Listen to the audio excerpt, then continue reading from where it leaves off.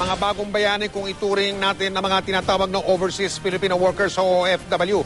Yung pong ipinapadala kasi nilang limpak-limpak na pera ang siyang bumubuhay at hindi lang yan, nagpapasigla pa sa ating ekonomiya. Pero merong pong mga OFW na umuwi dito sa ating bansa na butas ang bulsa. Narito ang special report ni Joseph Murong.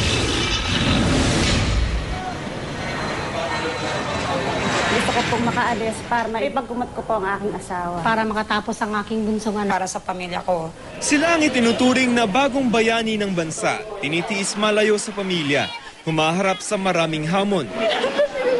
At madalas, nagiging biktima pa ng mga pang-aabuso. Mabigyan lamang na mas magandang buhay ang kanilang mag-anak. Ang kanilang padalang pera din na nakasalba sa bansa mula sa epekto ng krisis pinansyal na sumaklob sa buong mundo noong 2009. Pero bagamat di matatawaran ang kanilang kontribusyon sa pagpapatatag ng ating ekonomiya, may ilan daw sa kanilang nagbabalik-bayan na butas ang bulsa. Sa pag-aaral halimbawa ng microfinance agency na SEDP o Social Enterprise Development Partnerships Incorporated, isa sa 20 OFW na kanilang na-survey sa Europa, bangkarote. Naniniwala ang SEDP, hindi lamang mga OFW sa Europa ang dumadaan sa ganitong problema. Marami pa rin yung kulang yung emergency savings. Yung respondents natin ay, of course, this is not a representative sample of the migrants. This is more an exploratory research. Gaya ni Mang Leo, mahigit 10 taong budget officer sa isang minahan sa Saudi Arabia, pero ang sarili daw niyang pera, di niya nagawang mabudget ng tama. Bawat sentimo, counted. Hindi kagaya ng araw, baka liwala yan. Kaya wag na silang matulad ng gano'n. Ang kanyang misis sa mga larawan na lamang binabalik-balikan ang dating ginhawang natamasa. At yung mga refrigerator namin noon, pero ngayon sira na. Refrigerator galing Saudi pa, made in Italy.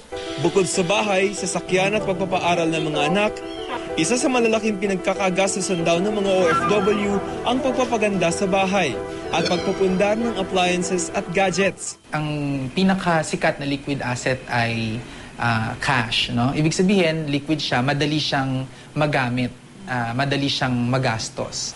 The reason why nagkakaroon na nababankrupt yung ating mga OFWs is because of you were not able to handle their debt properly.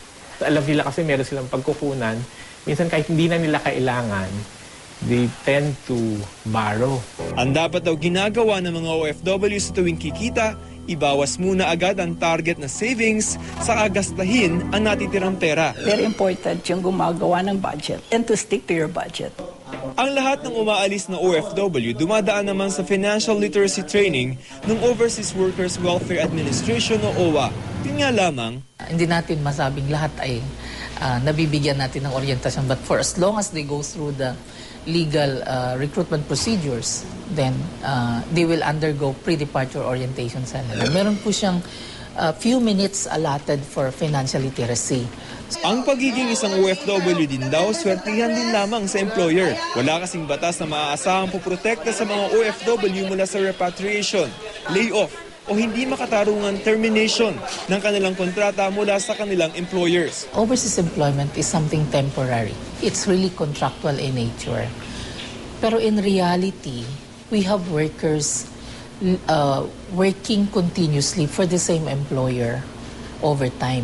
May bagong pag-aaral ng Bangko Sentral ng Pilipinas na nagsasabing dumadami na raw ang pamilyang OFW dito sa Pilipinas na natututong mag-impok. Pero paano kapag ang perang inimpok, naubos? Yung startup phase, yan naman ay meron silang kaunting naipupundar, pero lahat ng income nila ay active income. And 90% of migrants are in that stage. Tinatanong namin yun during the training, kung kayo tumigil sa pagtatrabaho, ano yung mangyayari sa pamilya niyo sa Pilipinas? Ang maraming sagot ay, mamamatay sila. Sa kasalukuyan, naglaan ang pamahalaan ng 2 bilyon para sa tulong pinansyal sa mga OFW na biglang napabalik ng bansa. Kaliwat kanan din ang mga programa at pagsasanay na tutulong sa kanilang makapagsimula ng sariling kabuhayan. Pero dadami pa daw ang gaya ni Mang Leo kung ang mga programang ito hindi pakikinggan na mga dapat makarinig nito. They see the need of doing this together. There's not one institution or one organization that can do it alone. Joseph Morong, Nakatutok, 24 Oras.